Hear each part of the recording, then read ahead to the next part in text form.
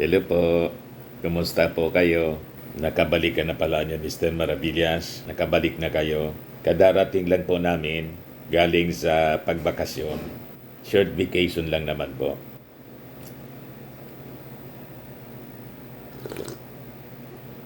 Inom muna tayo nitong tea.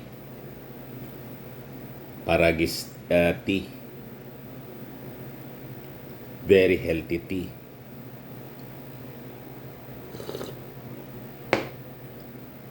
Napakagandang experience yung aming pinuntahan, yung Boracay. Napakaganda pong lugar.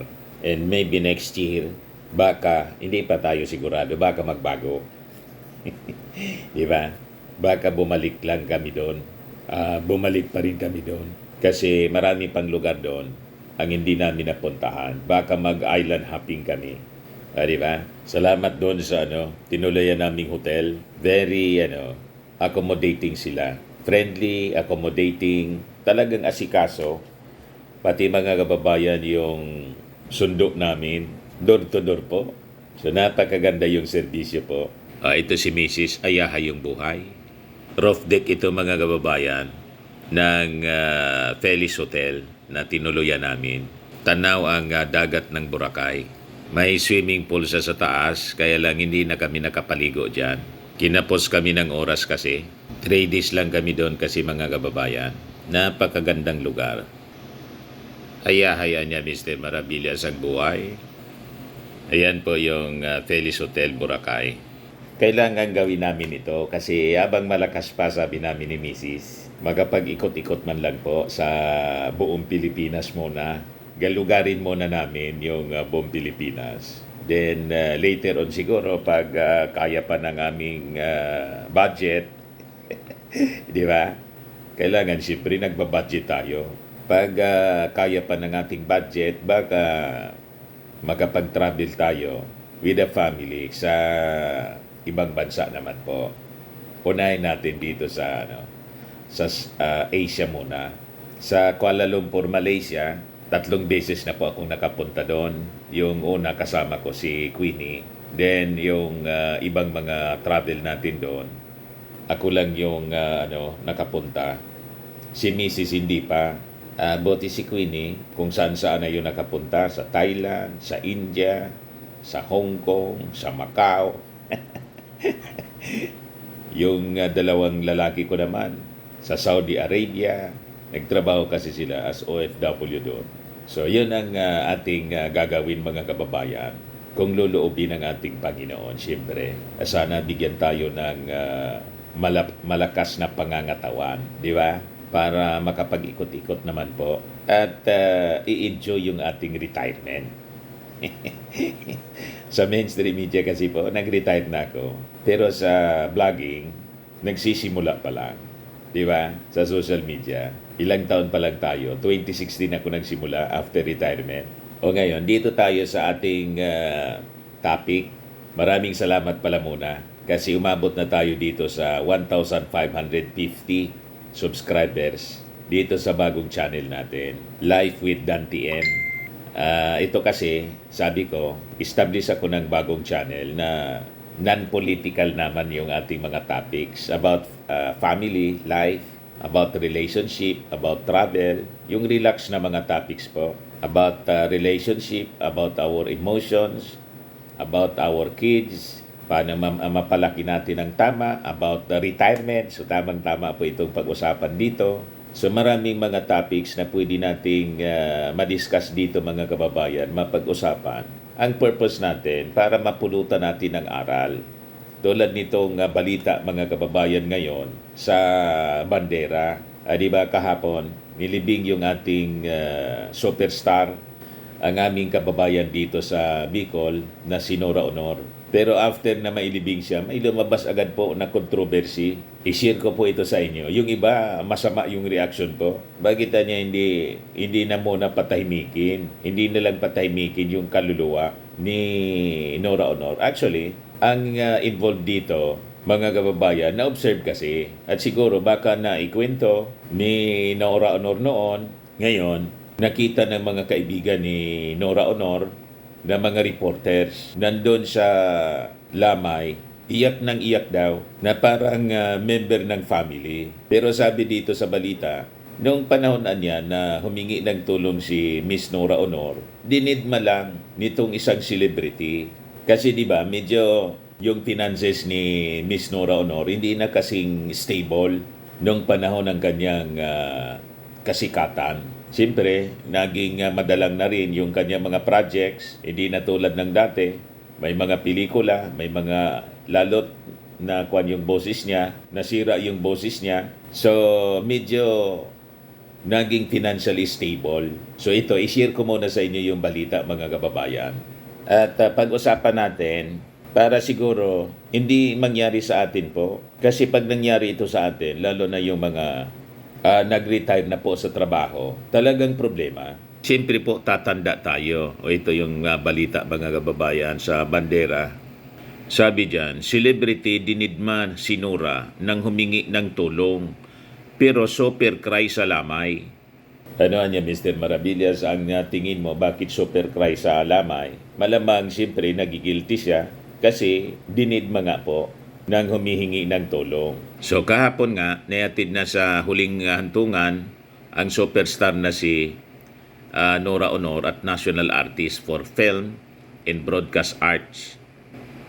Nilibing siya sa libingan ng mga bayani at buong Pilipinas kahapon nagluksa. Yung ating Pangulong Bongbong Marcos naglabas ng order po declaring April 22 as National Day of Mourning at nilagay sa half-mast po yung bandila ng Pilipinas sa buong bansa. Tapos nga yung Senado nag-file din ng resolution na nagbibigay ng honor and sympathy. Hindi lang kay Nora Honor, pati kay Pilita Corrales at saka kay Pope Francis. So sabi dito sa balita, binigyan muna siya ng madamdaming state funeral sa Metropolitan Theater kung saan siya binigyan ng tribute ng ilang personality na malapit sa kanya bago siya inilibing. Sa libingan ng mga bayani ay nagkaroon ng departure honor kasunod ang pagmarcha mula sa gate patungo sa nakadesignate na burial site para sa namayapang national artist. Pagdating sa mismong pag-iimblalyan ng labi ni Ate Guy, ginanap ang final benediction ng assigned priest at ang final viewing ng pamilya, mga kaibigan at taga-suporta ni Nora. Hanggang sa uling sandali, ni Nora ay makikita ang pagiging emosyonal ng magkakapatid hanggang sa pagsasara ng kabaong na isinigawa ng anak nitong si Ian De Leon. Then kasunod nito, sinigawa din ang military honor para pati na rin ang 21 gun salute habang ibinababa ang kabaong ng yumaong national artist. Si Ian din ang tumanggap ng watawat ng Pilipinas mula sa mga sundalo matapos ang isinagawang state funeral para sa ina bilang isang national artist. Pumanaw si Ate Guy last week, April 16, dahil sa acute respiratory failure. O ito na, samantala patuloy pa rin ang dagsa ng mga kwento tungkol sa naging buhay ni Nora Honor. Tulad na lang ng naikwento ng isang source na may alam sa personal life ng superstar. Ito na nga siya po mga kababayan. Sabi dito, knows nyo ba na may isang celebrity pala na hininga ng tulong noon ni Ate Guy pero deadma lang daw. Ito kung ano-ano pang masasakit na salita ang pinagsasabi sa namayapang showbiz icon. Yan ang masakit mga kababayan. Sabi nga natin, si Ate Guy siyempre, hindi na rin po kasing sigla yung kanyang katawan kasi siyempre tumanda na rin po. Age 71 siya nang namatay last week. May mga karamdaman na din siya at isa pa, nasira yung kanyang boses. Siyempre, naging madalang na rin yung kanyang mga projects. Wala nang mga bagong pelikula, wala nang mga concerts, hindi naman siya makakanta kasi nasira nga yung kanyang boses. Ang ginagawa ni Ate Guy, paminsan nakukuha siya na mag-endorse ng mga politiko na tumatakbo sa eleksyon. Kaya lang yung eleksyon po, every 3 years lang nangyayari. Pag presidential election, every 6 years lang po. Noong 2022 election nga, naging supported din siya ng ating Pangulong Bongbong Marcos. Noong 2016, nung ma-interview ko po siya rito sa Legazpi, na niyakap nga po ako niya. Ito siya, nasa mainstream media pa ako. Pumunta siya sa Legazpi, na-interview natin sa ating primetime program. Kinuha siya as endorser ng isang party list dito sa amin. So ito yung nagiging hanap buhay niya, pa-endorse ng mga politiko o partido politikal. Siyempre, may talent fee siya doon, pero hindi na kasing laki ng kinikita niya siyempre nung siya nasa kasagsagan pa, nasa kasikatan pa siya, mga kababayan. So yun siguro, kaya nangailangan si Miss Nora Honor ng tulong. Lumapit nga sa isang celebrity. So ito na nga po yung kwento. Dinidma daw at pinagsalitaan pa ng mga masasakit. Yung nakakalungkot po. Sabi dito sa report ng Bandera, pero ito ang nakakalukang plot twist. Nang dumalaw daw ito sa burol ni Nora, ay talagang super cry na akala mo'y miyembro rin ng naulilang pamilya. Kaya nang mabalitaan daw ng ilang taong close kay Ate Guy, ang pag-iyak nito sa lamay ay napataas na lang ang kanilang kilay.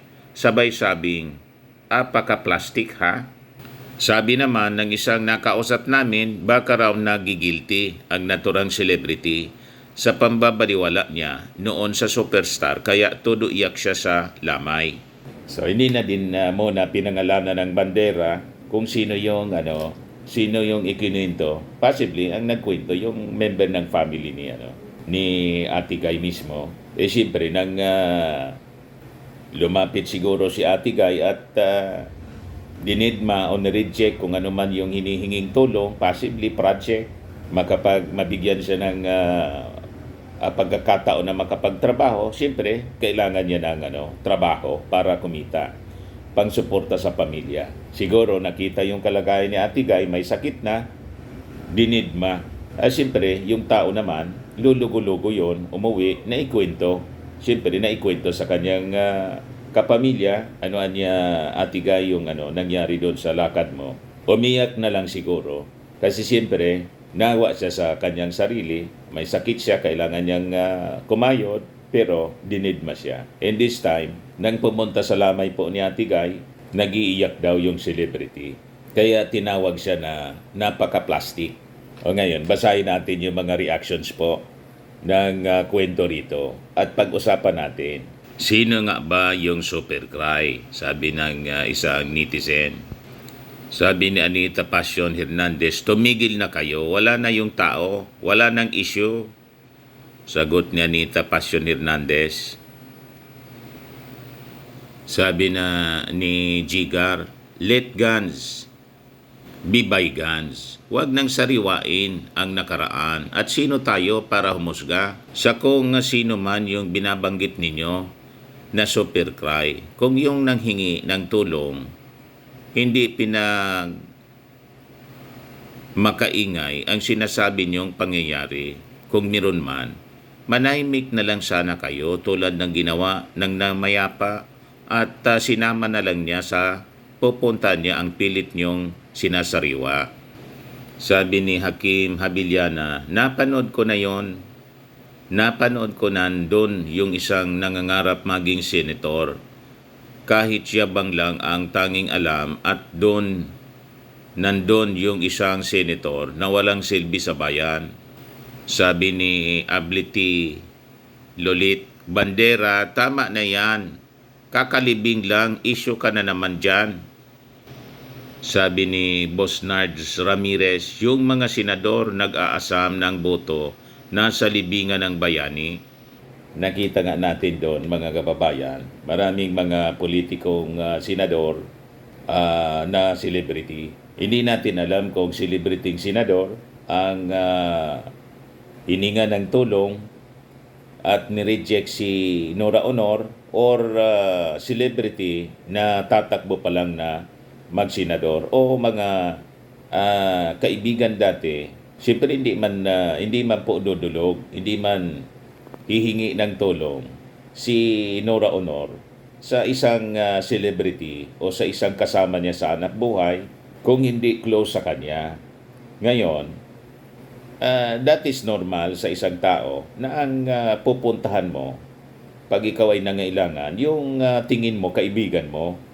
Ngayon, talagang painful yon kung yung kinikilala mong kaibigan na possibly natulungan mo noong sikat ka pa, mayaman ka pa, mapera ka pa, kaya ngayon na medyo financially unstable ka, siya yung pinuntahan mo. And that's painful talaga pag ikaw ni-reject. Di ba po? Napakasakit talaga yon. Kaya siguro na ikwento niya na ibulalas nung buhay pa siya sa kanyang pamilya. At yon, nakita mga kababayan sa kanyang lamay na iyak ng iyak. Kaya natawag po na napaka-plastikan niya ng taong yan. So that is normal. Kasi nasaktan yung tao, yung kapamilya, na ikwento sa kapamilya. Kaya lumabas ito, na ikwento sa isang reporter po ng Bandera.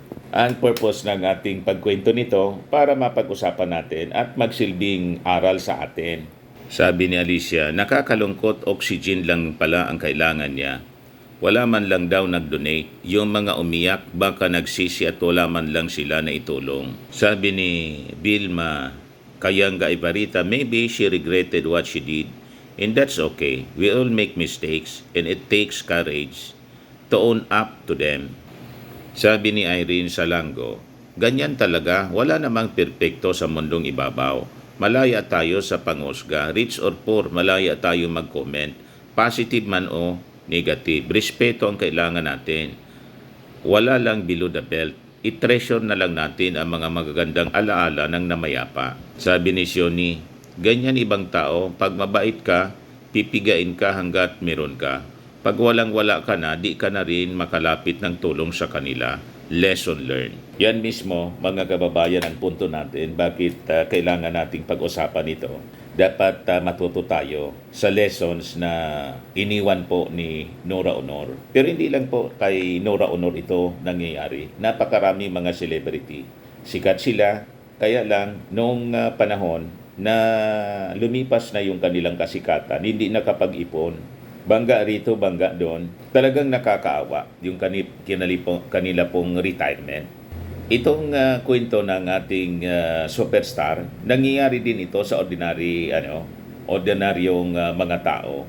So importante talaga na magpasiguro po tayo. Sa totoo lang, ito yung ginagawa namin ngayon. Talagang, siyempre nag-retire na po ako, kaya nagpapasiguro na tayo para sa ating retirement. Yung total retirement talaga. Ako nag-retire kasi very early pa, at age 50. Kaya sabi ko nga, retired na po ako sa mainstream media, naisip ko at age 50. Plinano ko talaga, kailangan ko na asikasuhin ko na rin po ang aking sarili, ang aking finances. Pag hindi baka mag-retire ako po, maubos yung aking lakas sa paglilingkod sa company na hindi ko man po pag-ari. So, yun, mabutit na isip ko kaagad kasi nakita ko yung mga tulad ko na nag-retire dito, hindi lang dito, kahit sa Maynila and all over the country na taga-media, talaga pong nag-retire na medyo tagilid yung buhay. Kaya sabi ko, hindi ko susundan ang ganon. Ganon din ang nangyari kay superstar national artist Nora Honor. Hindi na paghandaan. Inadmit naman po sa mga interviews mga kababayan ni Nora Honor. Siyempre, hindi man niya control yung sitwasyon lalo't nawalan siya ng boses. So, hindi na siya nakapagtrabaho ng maayos. Saka, mahilig kasi siyang tumulong. Yun nga yung sabi ni Celia Rodriguez nung pandemic, kahit wala na siyang kinikitang maayos, pandemic, hindi makapagtrabaho, napakaraming nawalan ng trabaho ng mga celebrities. Yung iba nga po, nag-abroad na lang. Walang project sarado yung mga sinihan. Pero nagawa pa rin tumulong, sabi ni Celia Rodriguez. Sabi daw ni Nora Honor, handa siya na bumalik sa pagtitinda ng tubig. So yun ang kanyang pagkatao kasi galing siya sa hirap, mga kababayan. Hindi niya matiis yung mga kaibigan niya na hindi niya tulungan kahit financially unstable na rin po siya. So, ito nakakalungkot na kwento, mga kababayan. Kaya kailangan talaga pasiguro po tayo. Tulad nito, isang OFW, i-play ko po sa inyo itong sinasabi ng isang OFW. Ito po, i-play ko. Parang OFW to, pakinggan na lang natin ang sinasabi niya. Mag-ipon kayo para sa sarili nyo. Huwag nyong ibigay lahat sa pamilya. Kasi hindi kayo nakakasiguro na pag tumanda kayo at wala na kayong pera, aalagaan kayo ng mga yan. Katulad ng nangyari sa akin, nung wala na akong pera, halos aaway na ang turing sa akin. Parang ang sama-sama ko na. Alam nyo kung maibabalik ko lang, nag-ipon ako para sa sarili ko. Hindi yung lahat ng kapatid ko pinag-aral ko. Lahat akong tumulong para makapag-abroad sila.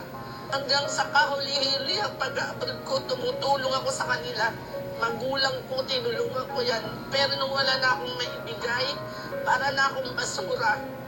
Mag-ipon kayo para sa sarili nyo. Hindi man pala siya, OFW. Hindi man niya ikwinitong OFW siya. Kundi, may mga tinulungan siya na kapag abroad. Pero nang siya, wala nang nag-asikaso sa kanya. Yun ang nakakalungkot po. Parang tulad ni Nora Honor, marami siyang tinulungan. And possibly, yung kinikwento rito, mga kababayan, baka natulungan rin niya yon. Kaya naglakas siya ng loob na lumapit ngayon na siya financially unstable. Pero dinidma daw siya. Ngayon, iiyak-iyak, sabi sa kwento po dito sa bandera. So, importante talaga, mga kababayan, na pasiguruhin natin ang ating pagtanda. Hindi man masama po yung tumulong tayo sa ating kapwa. Pero, unahin po yung ating future po. Kasi baka pagdating ng oras, tulad nito po, tumulong siya ng tumulong. Huwag ibigay lahat sa pamilya, sabi rito, kahit sa kapamilya. Mag-ipon kayo para sa sarili nyo. Huwag nyong ibigay lahat sa pamilya. Tirhan yung sarili. Kasi hindi kayo nakakasiguro na pag tumanda kayo at wala na kayong pera, aalagaan kayo ng mga yan. Katulad ng nangyari sa akin, nung wala na akong pera, halos aaway na ang turing sa akin. Parang ang sama-sama ko na.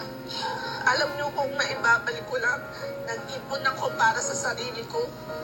Hindi yung lahat ng kapatid ko pinag-aral ko. Lahat akong tumulong para makapag-abroad sila. Hanggang sa kahuli-huli ang pag-abroad ko, tumutulong ako sa kanila. Magulang ko, tinulungan ko yan. Pero nung wala na akong maibigay, para na akong basura. Nadinig niyo po akong magsalita mo. Mag-ipon kayo para sa sarili niyo. Huwag niyong ibigay lahat sa... Ang turing sa kanya daw para ng basura. Yun ang nakakaiyak. Possibly ganun din yung nangyari dito kay Miss Nora Honor. Kaya may narinig nga ako doon sa interview ni Maricel Soriano. May nabanggit mga kababayan ganon si Miss Nora Honor na minsan na niya talagang hindi maalis yung magamit ka.